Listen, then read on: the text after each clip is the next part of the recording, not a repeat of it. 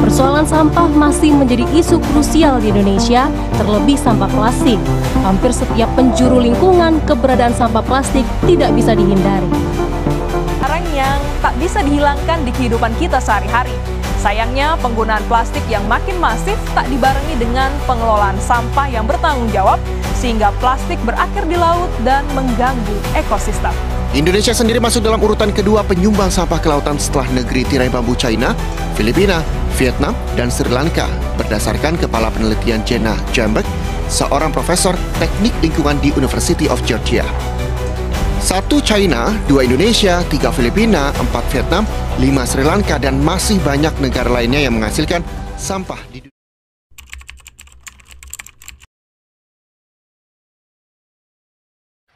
Indonesia merupakan negara penyumbang sampah plastik terbesar kedua di dunia. Setiap sampah plastik yang kita gunakan akan membawa dampak yang buruk bagi negara kita. Tanpa kita sadari, 57% sampah lautan di Indonesia merupakan sampah plastik dan 70,4% sampah ditimbun di tempat pembuangan akhir. Masyarakat selalu membuang sampah plastik sembarangan, padahal sampah plastik yang kita buang setiap hari bisa mengancam ekosistem dan kehidupan seluruh dunia. Setiap tahun terdapat 5 juta sampah plastik yang tersebar di lautan. Seperti yang kita tahu, sampah plastik membutuhkan 20-50 tahun untuk dapat terurai. Sedangkan sampah dapat hancur di dalam air membutuhkan 400 tahun. Dari data tersebut, 5% sampah plastik bisa didaur ulang. Tetapi, banyak orang yang tidak peduli dan menganggap rendah tentang daur ulang. Apakah masyarakat menyadari bahwa dengan membuang sampah plastik sembarangan akan menyebabkan lautan kita yang penuh sampah, mengurangi populasi hewan laut dan darat, dan merugikan kita sendiri? Plastik tidak hanya mengancam ekosistem, tetapi bisa mempengaruhi kesehatan kita dengan partikel plastik yang masuk ke dalam ikan yang kita konsumsi.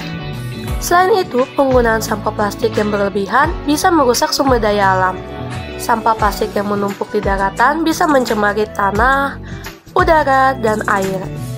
Penggunaan sampah plastik yang berlebihan juga mengurangi ketersediaan sumber daya alam seperti minyak bumi, karena minyak bumi merupakan sumber daya alam yang terbatas dan memproduksi plastik.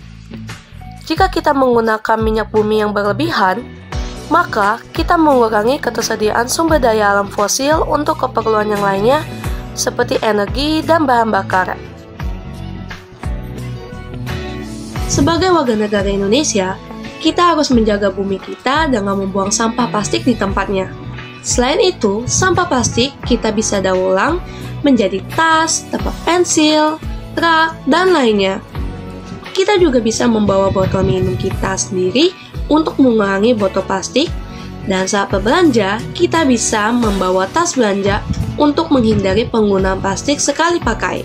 Sebagai warga negara Indonesia, kita berhak mendapatkan informasi dan edukasi betapa buruknya membuang sampah plastik dengan sembarangan, mendapatkan perlindungan dari sampah plastik sekali pakai yang bisa merugikan kesehatan kita bisa mendapatkan alternatif ramah lingkungan yang efektif, dan lain-lainnya. Salah satu seniman yang membuat karya seni dari sampah plastik adalah Ayu Aristamurti. Ayu Aristamurti lahir di Surabaya pada tanggal 14 Desember 1979. Ayu menyadarkan masyarakat bahwa plastik menjadi permasalahan di Indonesia dan cara kita mengurangi sampah plastik adalah dengan recycle atau mendaur ulang. Menurut Ayu, gerakan daur ulang sampah plastik merupakan simbol pencerahan manusia di zaman plastik. Dengan karya-karyanya, Ayu Aristamurti memberikan edukatif kepada masyarakat bahwa betapa pentingnya untuk mendaur ulang sampah plastik menjadi barang yang bermanfaat untuk kehidupan sehari-hari. Ayu Aristamurti adalah contoh seniman yang memanfaatkan kreativitasnya untuk memanfaatkan sampah plastik menjadi barang yang bermanfaat sehingga bisa menciptakan perubahan bagi lingkungan dan negara menjadi lebih baik. Selain seniman, terdapat sebuah organisasi untuk menciptakan kesadaran masyarakat bahwa betapa pentingnya untuk melestarikan laut dan pengelolaan sumber daya alam yang berkelanjutan, yaitu Ocean Conservancy. Ocean Conservancy berdiri pada tahun 1972 di San Francisco, di California. Nama awal dari Ocean Conservancy adalah The Ocean Society. Alasan organisasi ini mengubah namanya karena ingin fokus lebih luas mengenai isu-isu kelautan secara global. Organisasi ini memperluas jangkauan misinya untuk mencakup berbagai masalah yang ada di lautan. Ocean Conservancy menjadi salah satu organisasi dalam kampanye yang berinisiatif untuk mengurangi sampah plastik yang ada di laut. Ocean Conservancy membuat suatu kegiatan untuk para sukarelawan yang membersihkan sampah dari pantai hingga garis pantai setiap tahun yang disebut ICC. ICC atau singkatan dari International Coastal Cleanup berdiri pada tahun 1986. Kegiatan ini menjadi program utama Ocean Conservancy untuk meningkatkan kesadaran secara global mengenai isu-isu sampah plastik di laut. Pada tahun 2020-an, Ocean Conservancy terus memperluas inisiatifnya dengan fokus kepada pemulihan ekosistem laut yang terancam akibat sampah plastik dan meningkatkan keberlanjutan perikanan. Organisasi ini menjadi organisasi yang inspiratif bagi banyak orang untuk melakukan aksi konservasi melalui kegiatan pembersihan pantai. Karena itu, kita tahu bahwa betapa pentingnya menjaga lingkungan dan bumi dengan membuang sampah pada tempatnya. Tuhan Yesus menyuruh kita untuk menjaga dan memelihara alam, karena Tuhan Yesus telah menciptakan alam semesta beserta isinya yang sangat indah. Amsal 3 ayat 19-22 dikatakan bahwa kita harus memelihara alam, bukan merusak alam, seperti dengan membuang sampah sembarangan.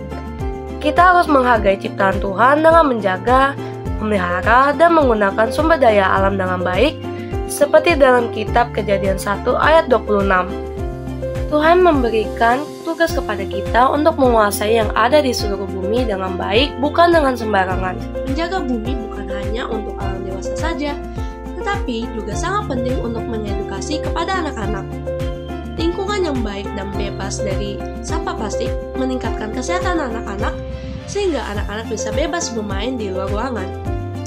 Cara kita untuk mengurangi penggunaan plastik di lingkungan anak adalah menciptakan lingkungan yang bebas plastik dengan melarang penggunaan sampah plastik di area yang sering dikunjungi anak-anak seperti taman bermain, sekolah, dan lain-lainnya. Selain itu, mengadakan kerja bakti di taman bermain atau sekolah bisa meningkatkan kesadaran dan menambah edukasi untuk anak-anak pentingnya menjaga kebersihan di lingkungan sekitar. Mari kita menjaga bumi kita dengan membuang sampah plastik pada tempatnya. Dengan mengurangi penggunaan sampah plastik, memberikan bumi kesempatan menjadi lebih indah dan tumbuh.